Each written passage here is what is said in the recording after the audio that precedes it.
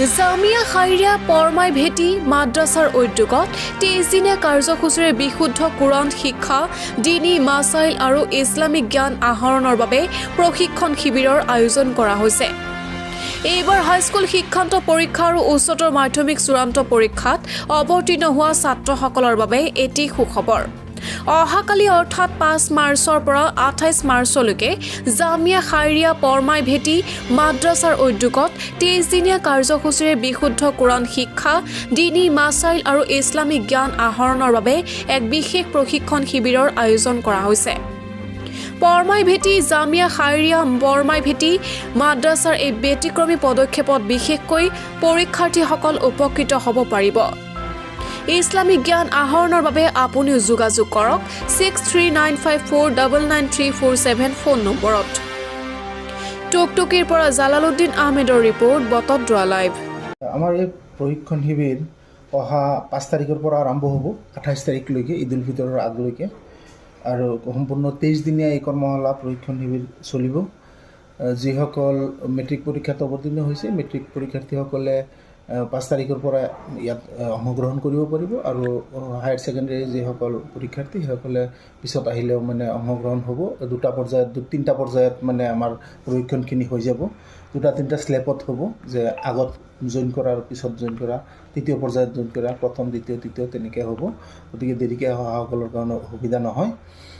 গতিকে মই আৰু কিবা আপোনালোকৰ এই যে বৰ্তমান প্ৰপত্ৰ লোৱা হৈছে, ইয়াত কিবা ফিজ দিব লাগে নেকি? আমাৰ এই যি প্ৰশিক্ষণ শিবিৰ সম্পূৰ্ণ বিনামূলীয়া হ'ব। বিনামূলীয়াভাৱে আমি আয়োজন কৰিছোঁ।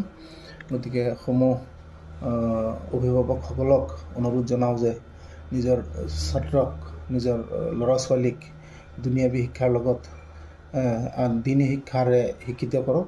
আৰু আমাৰ ইয়াত এই জামিয়া খাইৰিয়া পৰমাই ভেটিৰ উদ্যোগত যি প্ৰচেষ্টা হাতত লোৱা হৈছে, ইয়াত আহি অংশগ্ৰহণ কৰক।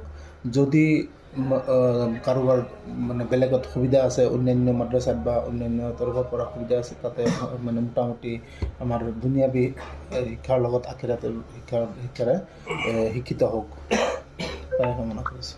আমাৰ আজি 2টা ৰোজা সম্পূৰ্ণ কৰিলোঁ। গোটেই অসমবাসী ৰাইজলৈ পবিত্ৰ ৰমজান মাহৰ শুভেচ্ছা থাকিল।